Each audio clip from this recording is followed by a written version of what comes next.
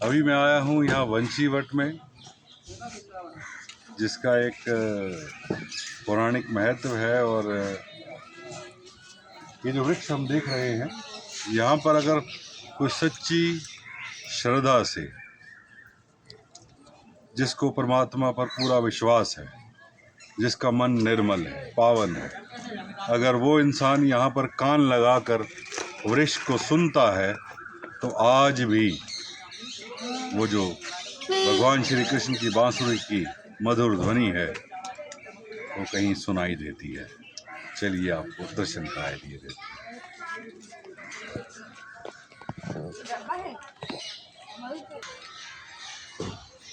कहीं धार्मिक स्थान हो और ये भगत जी ना हो, ऐसा हो नहीं सकता। हनुमान जी हर जगह विराजमान हैं और सारे के सारे ग्रह जो हैं, नवग्रह यहाँ विराजमान है। शिव परिवार भी यहाँ पे विराजमान है।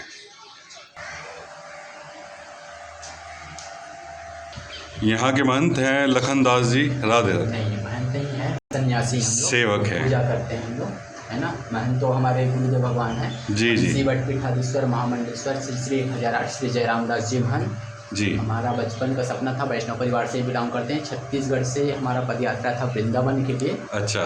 तो यहाँ ठाकुर जी की असीम कृपा और हमारे गुरुदेव भगवान की वजह से ही हमारा बचपन का जो संन्यास लेने का सपना था, वो यहाँ के वृंदावन में आके पूरा हुआ, जो कि हम पहली बार आए जी वृंदावन। तो यहाँ के विषय में बताएं सर, क्या है? बिल्कुल। देखिए, लोगों को सही जानकारी देना और सही जानकारी होना भी चाहिए जी, क्योंकि खुद तो लोग बहुत ज़्यादा कंफ्यूज रहते हैं, औरों को भी करते हैं, दूसरों को भी कंफ्यूज करते हैं। तो एक गलत मैसेज ना जाए, इसीलिए हम लोगों को यहाँ पे बैठाया जाता है ताकि लोगों को सही से जानकारी हो। जी बिल्कुल, है ना। देखिए, वंशीवट का नाम सुनते ही सबसे पहला बात तो हम ये बोलना चाहेंगे कि वंशीवट का नाम सुनते ही लोगों का मेंटलिटी बन जाता है कि हमें बांसुरी का ही आवाज़ सुनाई पड़ेगा उस वट वृक्ष से, है ना। कुछ ना कुछ आभास उस वट वृक्ष से होता है, जिसके विषय में हम बात कर रहे हैं। हाँ। है ना। तो भाई बंसी ठाकुर जी ने बजाए किसके लिए थे, पहले तो हमें इस विषय में बात करना चाहिए, है ना। ठाकुर जी बांसुरी बजाए थे गोपियों के लिए, गायों के लिए, श्री जी के लिए। और ये सबके सब कोई साधारण थे नहीं, ये सबके सब असाधारण थे, उच्च कोटि के महान तपस्वी थे, सिद्ध संत थे सबके सब त्रेता युग में जी। जब प्रभु श्री रामचंद्र जी के सौंदर्य मुख को देख के मंत्रमुग्ध हुए थे, संत प्राप्ति की इच्छाएं लिए हुए थे, लेकिन उस समय प्रभु श्री रामचंद्र जी मर्यादित थे। तो उनकी इच्छाओं को पूर्ति करने के लिए द्वापर में ठाकुर जी ने दिव्य और भव्य कार्यक्रम रखा था महाराज का, जिसमें भगवान शिव जी आए थे। शरद पूर्णिमा के रात जो महाराज हुआ था, जिसमें बहुत सारे लाखों गोपियां शामिल हुई थी, 6 साल से लेकर 95 साल तक की गोपियां शामिल हुई थी महाराज में। वो ये महाराज स्थल है, ये वही जगह है। पहली बार ठाकुर जी ने वंशी धारण बांसुरी अपना वंशीवट में ही धारण किया था।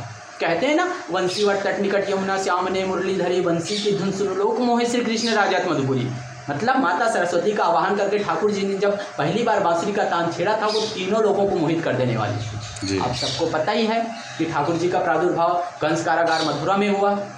वहाँ से वासुदेव जी लेके गए गोकुल नंदगांव में ठाकुर जी पले बढ़े। वहाँ कुछ अशांति फैले, जिसके वजह से राजा होने के नाते नंदराज जी सबका परामर्श लिए, उस जगह को छोड़ने का विचार बनाए। उसमें ठाकुर जी को भी सलाह लिया गया, परामर्श लिया गया। तो क्योंकि ठाकुर जी का भगवत्ता को सबके सब पहचानते थे, विलक्षण थे, बचपन से ही बहुत सारे दैत्यों का उनके प्रादुर्भाव के समय से ही विनाश होना चालू हो गया था। तो वहाँ कुछ अशांति फैलने के वजह से ठाकुर जी से भी परामर्श लिया गया कि हमें इस जगह को छोड़ देने चाहिए कि नहीं छोड़ने चाहिए। तो ठाकुर जी बोलते हैं कि बिल्कुल, अगर आप सबको लगता है, आप सबका सहमति है, तो हमें इस जगह को बिल्कुल छोड़ देने चाहिए। तो इस जगह को छोड़ने, क्योंकि एक इंसान जो मूल निवासी स्थान में रहते हैं, उनको छोड़ना काफ़ी कठिन काम है ना, क्योंकि उनसे इमोशंस जुड़े होते हैं। तो हम सब बोलते हैं कि हम जाएंगे तो जाएंगे कहाँ। तो ठाकुर जी बोलते हैं हमें ऐसे जगह जाना चाहिए जहाँ पे सुख शांति हो। तो शांति कहाँ मिल सकता है? सिर्फ वन में, है ना। तो वनों में आपका निधि वन, बेल वन, ताल वन, भद्र वन, और वनों में श्रेष्ठ वन वृंदावन। हम ऐसे जगह जाएंगे जहाँ प्रेम की एक नई परिभाषा हो, आने वाले समय में सिद्ध साधु संतों का मूल निवास स्थान बने, ऐसी जगह हम जाएंगे। क्योंकि वृंदावन को प्रेम की नगरी कहा जाता है। वृंदावन में धर्म अर्थ काम मोक्ष की जगह नहीं है, वृंदावन सिर्फ प्रेम की नगरी है। प्रेम की स्थापना के लिए ठाकुर जी का प्रादुर्भाव द्वापर में हुआ था।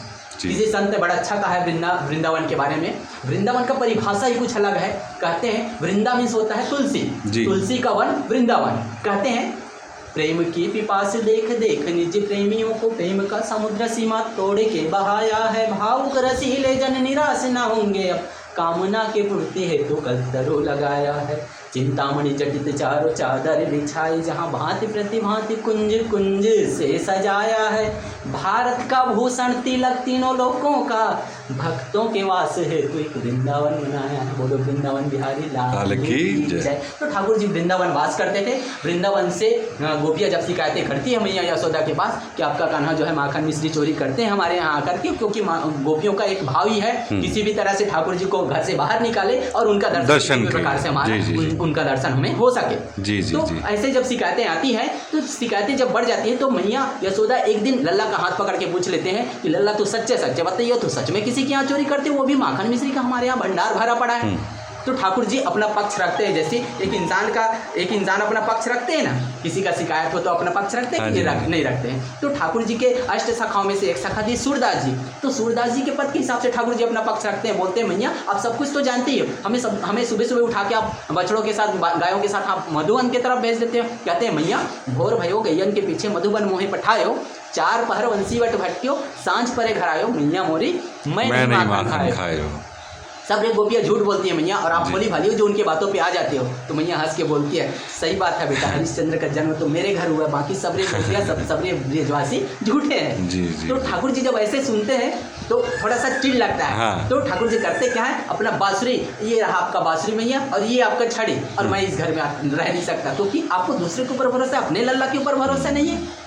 तो ऐसा एक भाव आता है। तो मैया जो है जब जाते हुए जब कन्हैया जब जाते हैं तो उनको गले से लगा के बोलते हैं कि गोपियों की शिकायतों की वजह से लल्ला ऐसे कहना पड़ता है। मेरे कहने का तात्पर्य सिर्फ इतना है कि ठाकुर जी अपने बाल अवस्था में पूरे दिन भर का समय 4 पहर, क्योंकि दिन भर में 4 पहर का ही टाइम होता है, और पूरे 4 पहर का समय अपने बाल अवस्था में मधुमंगल सिद्धामा तनसुखा मनसुखा अपने बाल सखाओं के साथ गाय बछड़े चराने में ठाकुर जी वंशीवट में अपना टाइम जो है व्यतीत करते हैं। जी आज भी इस वट वृक्ष से तो ठाकुर जी जब गाय बछड़े जब चराने आया करते थे तो इस वट वृक्ष के नीचे बैठ के गोचारण के दौरान कभी कभी इस वट वृक्ष के नीचे बैठ के अपने बाल सखाओं के साथ भोजन प्रसाद भी पाया करते थे, जिसकी वजह से मान्यता है कि साधु संतों को भोजन कराने से अक्षय फल की प्राप्ति होती है। गाय जब दूर जाती थी तो ठाकुर जी उनको बुलाने के लिए, गोपियों को रिझाने के लिए इस वट वृक्ष के ऊपर बैठ के बांसुरी बजाया करते थे, जिसके वजह से ही क्षेत्र का नाम पड़ा वंशीवट। तो ये वृक्ष है करीब 5,500 साल पुराना है।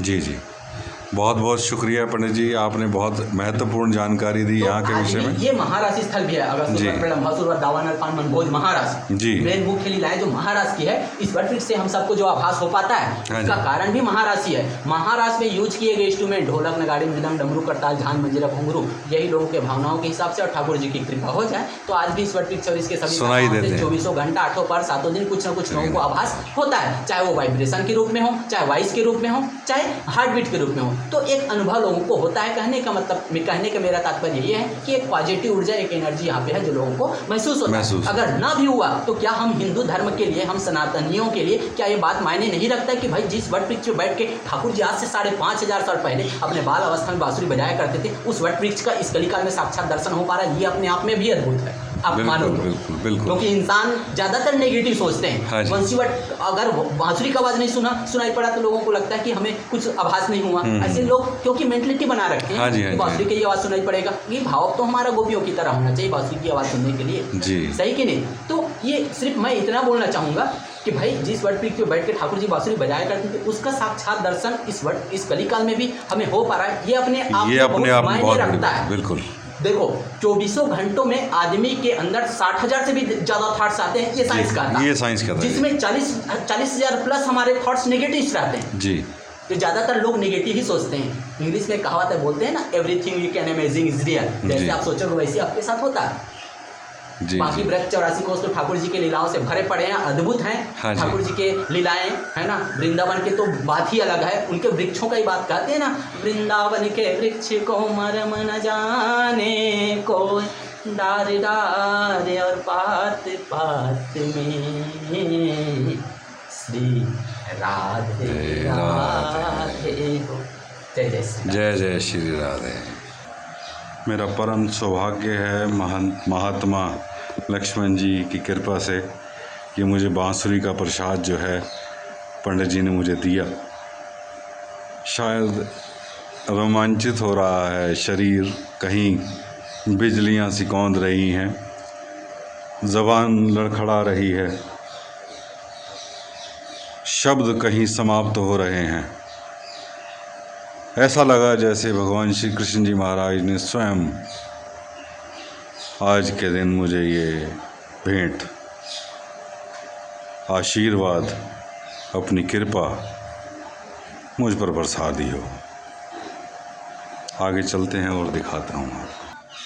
यही वो वृक्ष है जिसका जिक्र हम पिछले 10-12 मिनट से सुन रहे हैं। यही वृक्ष है जहाँ भगवान श्री कृष्ण जी महाराज अपनी गायों को चराते हुए इस वृक्ष के ऊपर बैठ जाते थे और बंसी बजाते थे। यही वो वृक्ष है। जैसे पंडित जी ने एक भ्रम को दूर किया, ज़रूरी नहीं कि हमें बांसुरी की आवाज़ सुनाई दे। कमाल की बात देखिए, 2 वृक्ष हैं वो एक हो रहे हैं। कितना एक अद्भुत सा नज़ारा है। नीचे से 2 वृक्ष हैं और वो एक हो रहे हैं। तो जिसकी जैसी भावना होती है उसको वैसे ही आवाज़ सुनाई देती है, चाहे वो बांसुरी हो, मृदंग हो, कहीं ढोल हो, कहीं नगाड़े हों। जितने भी वाद्य यंत्र बने हैं उन सब की आवाज़ें आ सकती हैं किसी भी रूप में।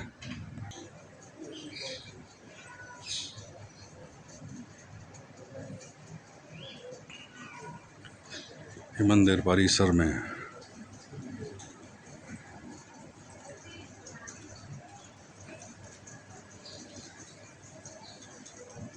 आप पॉज करके देख लीजिएगा, पूरा ये पढ़ लीजिएगा।